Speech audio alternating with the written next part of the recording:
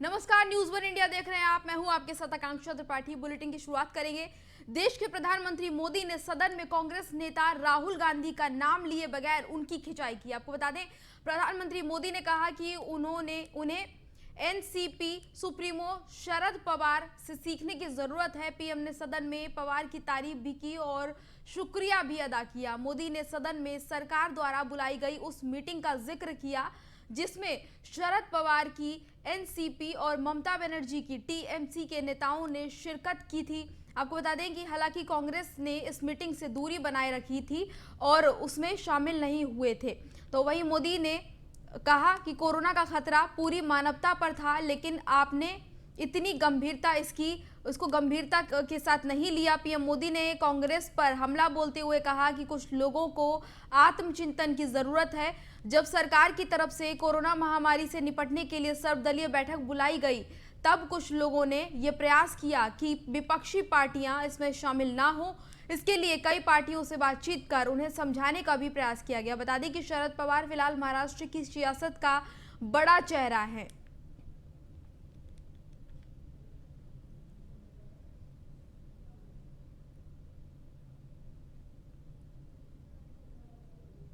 प्रधानमंत्री मोदी ने विपक्ष पर हमला किया। सोमवार को लोकसभा में दिए गए अपने भाषण में प्रधानमंत्री मोदी ने कांग्रेस पर जोरदार हमला किया। पीएम मोदी ने हमले में महाराष्ट्र कांग्रेस प्रदेश अध्यक्ष नाना पटोले ने उनका जवाब दिया। उनके हमले का आपको बता दें कि उन्होंने कहा कि पीएम मोदी का बयान उनके पद और कद को शोभा नहीं देता है। मजदूरों को टिकट देकर भेजने का वो हम पर आरोप लगा रहे हैं। आपको बता दें, हाँ, टिकटें हमने बांटी थी, उन्होंने ये कहा, लेकिन ट्रेनें किसने चलाई थी? आप ट्रेनें चलाते ही नहीं तो हम टिकट देकर मजदूरों को उनके गांव कैसे भेजते? लॉकडाउन में आपने काम धंधे बंद कर दिए थे, मजदूर दाने दाने के लिए मोहताज हो गए थे। तब कांग्रेस ने मानवता के नाते उन मजदूरों की मदद की। इसकी तारीफ होनी चाहिए तो हमें आलोचना सुननी पड़ रही है। नाना पटोले ने कहा कि भारत पाकिस्तान बंटवारे के वक्त जो हालात दिखाई दे रहे थे, वही हालात लॉकडाउन के वक्त भी दिखाई दे रहे थे।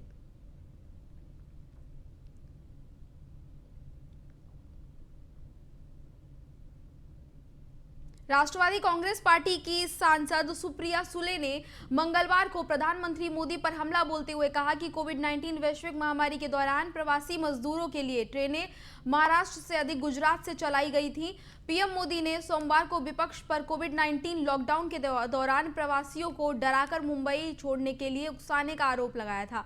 सुप्रिया सुले ने कहा कि प्रधानमंत्री की महाराष्ट्र का सरकार पर निशाना साधना दुखद है, जिसने 2019 आम चुनाव में उनकी पार्टी की जीत में अहम योगदान दिया था। सुले ने दावा किया कि भारतीय रेलवे के आंकड़ों में पाया गया है कि गुजरात से प्रवासियों के लिए 1033 ट्रेनें चली थी, जबकि महाराष्ट्र से 817 श्रमिक ट्रेन ही चली थी। उन्होंने तत्कालीन रेल मंत्री पीयूष गोयल के 2020 में किए गए ट्वीट का हवाला दिया है, जिसमें उन्होंने महाराष्ट्र के मुख्यमंत्री उद्धव ठाकरे को प्रवासी मजदूरों के लिए चलाई गई ट्रेनों के मुद्दे पर निशाने पर लिया था।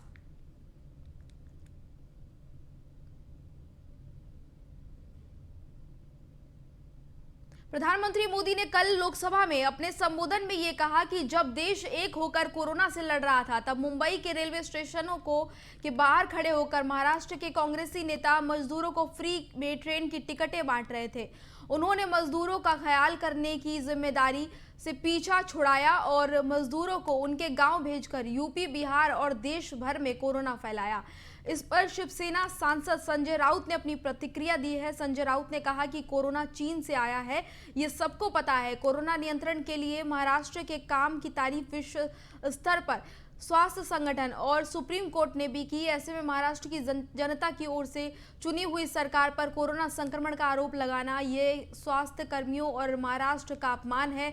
आपको बता दें कि 5 राज्यों के चुनावों को देखते हुए महाराष्ट्र पर नाकामियों का ठीकरा फोड़ा जा रहा है, ये संजय राउत ने कहा। इसके अलावा संजय राउत ने कहा कि सोनू सूद मजदूरों को घर भेज रहे थे, तब उनकी तारीफ कौन कर रहा था? हमने तो उन्हें बुलाकर समझाया था कि जल्दबाजी ना करें। उस वक्त राजभवन में बुलाकर राज्यपाल उनका सम्मान कर रहे थे।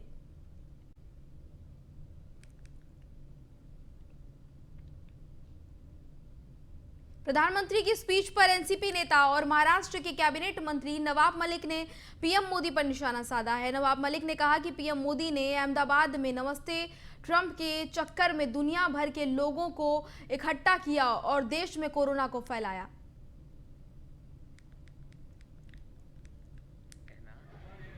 कि कोरोना देश भर में महाराष्ट्र की वजह से फैला। मोदी जी बताएं, जब महाराष्ट्र की सरकार कह रही थी कि अंतर्राष्ट्रीय विमानों पर रोक लगाई जाए, तब आपके स्वास्थ्य मंत्री कह रहे थे कोरोना नहीं फैलेगा। आपने अहमदाबाद में नमस्ते ट्रंप के चक्कर में पूरी दुनिया से लोगों को बुलाया, ट्रंप का प्रचार किया, वहीं से कोरोना पूरे देश में फैला है। महाराष्ट्र में भाजपा नेता किरीट सोमैया पर कथित हमला करने के मामले में सोमैया ने पुणे के पुलिस आयुक्त अमिताभ गुप्ता को एक पत्र लिखा है। पत्र में उन्होंने आरोप लगाया है कि शिवसेना कार्यकर्ताओं ने पुणे नगर निगम के परिसर में मारने के इरादे से उन पर हमला किया था। सोमैया ने हमले के लिए जिम्मेदार लोगों के खिलाफ कड़ी से कड़ी कार्रवाई करने की मांग की है। उन्होंने कहा कि निगम स्थल पर 2 पुलिसकर्मियों ने आरोपियों को हमला करने से रोकने के लिए कुछ नहीं किया। पुणे के पुलिस आयुक्त अमिताभ गुप्ता को संबोधित एक पत्र में किरीट सोमैया ने उनको पर्याप्त सुरक्षा व्यवस्था सुनिश्चित नहीं कराने के लिए पीएमसी सुरक्षा अधिकारियों के खिलाफ कदम उठाने के लिए भी कहा है।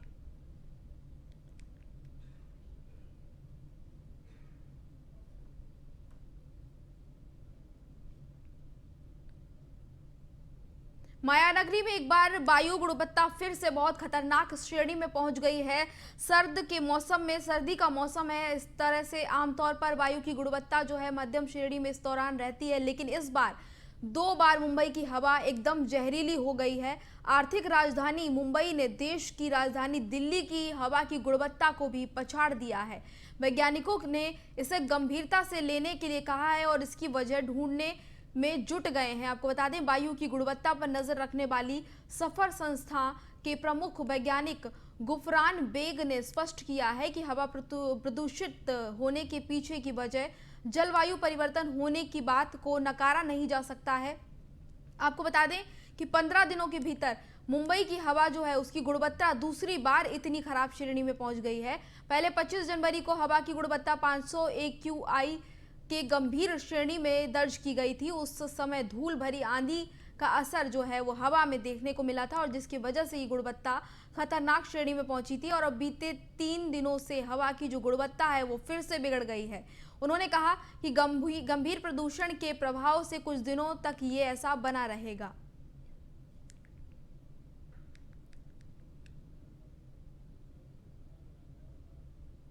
मुंबई के मेयर किशोरी पेडनेकर ने मुंबई करों के लिए एक अच्छी खबर है। आपको बता दें, पेडनेकर ने कहा कि कोरोना की मार झेलने के बाद तीसरी लहर में संक्रमण के मामले घटने की से राहत की सांस मुंबई के लोगों को मिल रही है और मुंबई करों के लिए इस बार इस महीने के अंत तक मुंबई को पूरी तरह से अनलॉक कर दिया जाएगा। इसके साथ ही उन्होंने कहा कि हमने तो अब अपना मन बना लिया है कि मुंबई को अब लॉकडाउन से पूरी तरह से आज़ादी दे दी जाए, लेकिन लोगों के लिए मास्क पहनना और सोशल डिस्टेंसिंग का पालन करना ज़रूरी होगा।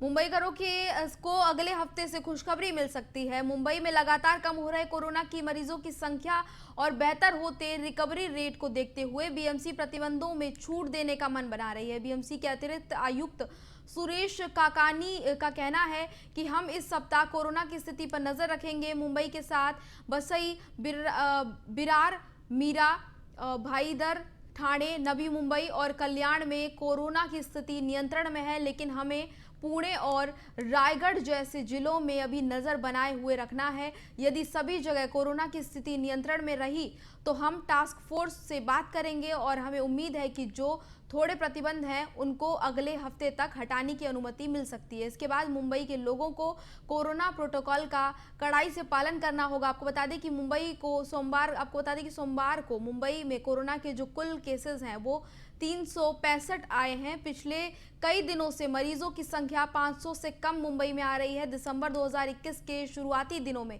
प्रतिदिन 200 से 250 मरीज मिल रहे थे, लेकिन 21 दिसंबर के बाद मुंबई में कोरोना कि एक दिन में 2000 तक जो केस है उससे भी ज़्यादा केसेस आने लगे थे। इसके बाद बीएमसी ने मुंबई में कई प्रतिबंध लगा दिए थे, जिनको अब हटा दिया जाएगा।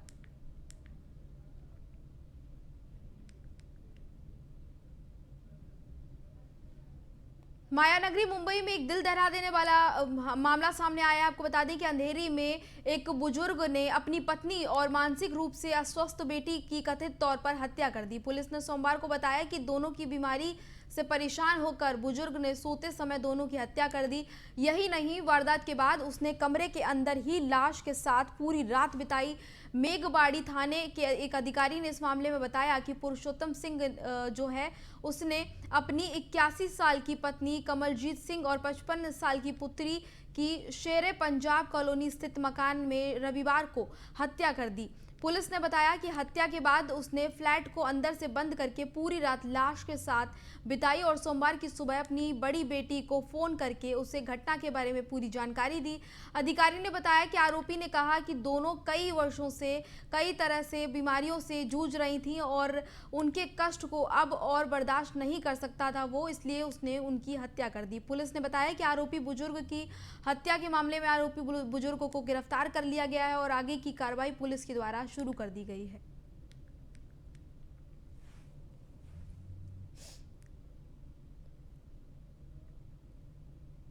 महाराष्ट्र के अकोला में पूर्णा बैराज के पास एक पुल से गुजरते समय 2 साल की बच्ची पानी में गिर गई। बच्ची को डूबता देख उसकी मां और पिता दोनों बैराज में छलांग लगा दिया। दोनों ने इस घटना में मां और बच्ची की डूबने से मौत हो गई, लेकिन बच्चों ने जो लोग थे उन्होंने बच्ची के पिता को बचा लिया। बताया जा रहा है कि अमरावती और अकोला की सीमा पर आने वाले पूर्णा बैराज के ऊपर से 2 साल की बच्ची अपनी मां और पिता के साथ जा रही थी। इस दौरान बेटी का पैर फिसल गया और वो पानी में जाके गिर गई। बच्ची बैराज के गहरे पानी में डूबने लगी। 2 साल की बच्ची को बचाने के लिए उसकी मां और पिता भी बैराज में दोनों ने मिलकर छलांग लगा दी और वहां पर मौजूद जो चौकीदार थे उन्होंने तुरंत आसपास के लोगों से मदद ली। रस्सी के सहारे पिता को बाहर निकाल लिया गया, लेकिन मां और बेटी पानी में डूब गए।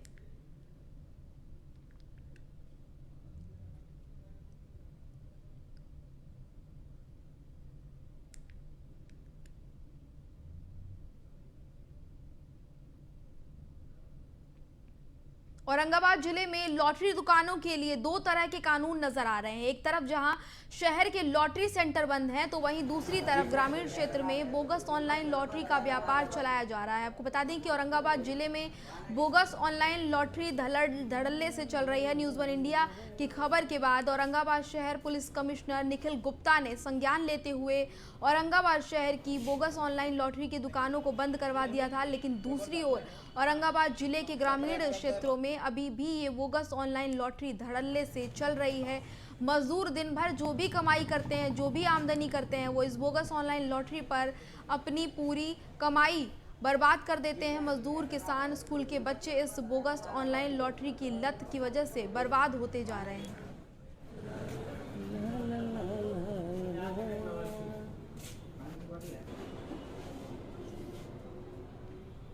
जी, इसके पहले भी जो इलीगल लॉटरी सेंटर जो शहर में चल रहे थे, इस पे हमने कार्रवाई कर चुके हैं। अगर शहर में चालू होगा इलीगल लॉटरी सेंटर, तो हम डेफिनेटली इन पे हम कार्रवाई करेंगे। हम लास्ट टाइम में चेक किए थे लॉटरी सेंटर, तो हमें वो जीएसटी पे करते, इस बारे में डॉक्यूमेंट्स उन्होंने हमारे पास सबमिट किए थे। तो अगर अभी पूरा इलीगली होगा तो हम डेफिनेटली उन पे कार्रवाई करेंगे। जी, इसके पहले भी जो इलीगल लॉटरी सेंटर जो शहर में चल रहे थे, इस पे हमने कार्रवाई कर चुके हैं। अगर शहर में चालू होगा इलीगल लॉटरी सेंटर, तो हम डेफिनेटली इन पे हम कार्रवाई करेंगे। हम लास्ट टाइम में चेक किए थे लॉटरी सेंटर, तो हमें वो जीएसटी पे करते, इस बारे में डॉक्यूमेंट्स उन्होंने हमारे पास सबमिट किए थे। तो अगर अभी पूरा इलीगली होगा तो हम डेफिनेटली उन पे कार्रवाई करेंगे। दिन पहले न्यूज़ 1 इंडिया ने खबर दिखाई थी बोगस लॉटरी को लेकर, जिसके चलते औरंगाबाद शहर की बोगस लॉटरियाँ तो बंद करा दी गई है, लेकिन कहीं ना कहीं जो औरंगाबाद जिले का ग्रामीण क्षेत्र है, जो तालुके आते हैं, पर्यटन हो, गंगापुर हो या फिर कन्नड़ तालुका हो, यहाँ पे आज भी ये बोगस लॉटरी धड़ल्ले से चल रही है और प्रशासन का इस ओर ध्यान नहीं है। कैमरा आनंद के साथ मैं Kapil Jaiswal, news on India, Aurangabad. Maharashtra के चंद्रपुर के पदमापुर कोयला परिसर में कल रात बाइक पर जा रहे लोग जो हैं उन पर बाघ ने हमला कर दिया। इस पूरे हादसे का वीडियो सोशल मीडिया पर वायरल हो रहा है। आपको बता दें कि चंद्रपुर के ताड़ोबा टाइगर रिजर्व के पास बफर जोन से सटा हुआ है और जंगल से सटी ये खदान बाघों के भ्रमण मार्ग में रुकावट बन रही है। साथ में काम कर रहे मजदूर जो हैं वो लौट रहे थे, तो इस दौरान बाघ ने उन पर हमला कर दिया, जिसमें मजदूरों ने अपनी बाइक छोड़कर वहां से भागने की कोशिश की, जिसके बाद लोगों ने शोर मचाकर बाघ को वहां से भगा दिया।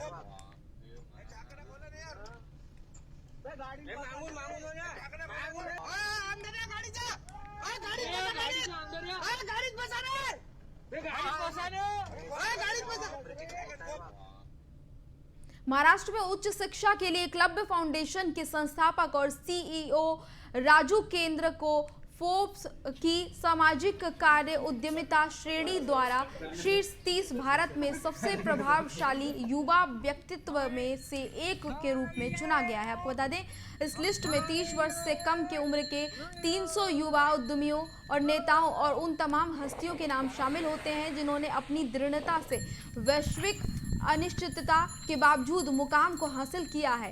आपको बता दें कि 28 वर्षीय राजू वर्तमान में ब्रिटिश सरकार की शेपनिंग स्कॉलरशिप पर लंदन में उच्च शिक्षा प्राप्त कर रहे हैं। महाराष्ट्र विदर्भ के बुलडाणा जिले के एक छोटे से गांव पिंपरी खंडारे के खाना बदोश समुदाय से ये आते हैं और इनको ये बड़ा मुकाम हासिल हुआ है।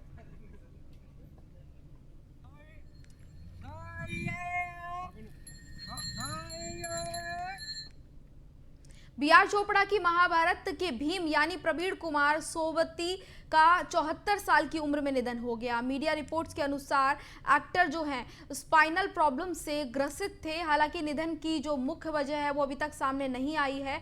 फिल्मों में काम करने से पहले प्रवीण एथलीट थे और प्रवीण एक्टिंग में आने से पहले एक हैमर और आपको बता दें कि ये एथलीट हुआ करते थे और इससे पहले अब वो फिल्मों में आ गए थे कुछ टाइम बाद और अब उनका निधन हो गया है। वो एशियन गेम्स में 4 मेडल उन्होंने जीते थे, जिसमें से 2 स्वर्ण, 1 रजत और 1 कांस्य जीता था उन्होंने 2 ओलंपिक खेलों में भी भारत को रिप्रेजेंट किया था। खेल में अच्छे योगदान की वजह से उन्हें अर्जुन अवार्ड भी दिया गया था और अब उन्होंने दुनिया को अलविदा कह दिया है।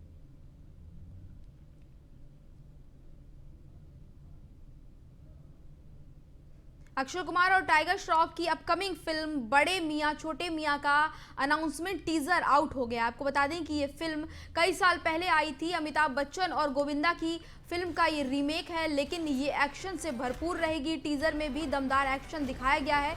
फिल्म को बाशु भगनानी और जैकी भगनानी प्रोड्यूस कर रहे हैं। इसको अली अब्बास जफर डायरेक्ट कर रहे हैं। तो इस फिल्म में अक्षय कुमार और टाइगर श्रॉफ एक साथ नजर आएंगे।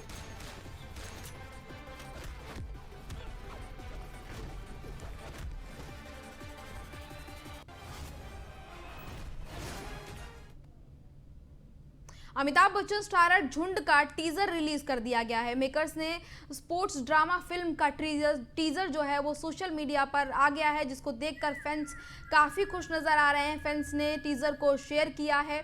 आपको बता दें, फिल्म को 4 मार्च 2022 को सिनेमा घरों में रिलीज किया जाएगा। भूषण कुमार, किशन कुमार, सबिता राज हीरामत और नागराज मंजुले, गार्गी कुलकर्णी और नीलू अरोड़ा ने फिल्म को प्रोड्यूस किया है। इस फिल्म में अमिताभ बच्चन के अलावा आकाश, रिंकू राजगुरु जैसे कलाकार भी लीड रोल में आपको नजर आएंगे। 4 मार्च को रिलीज होगी ये फिल्म और अभी इसका टीजर जो है वो रिलीज कर दिया गया है, जिसको फैंस काफी पसंद कर रहे हैं।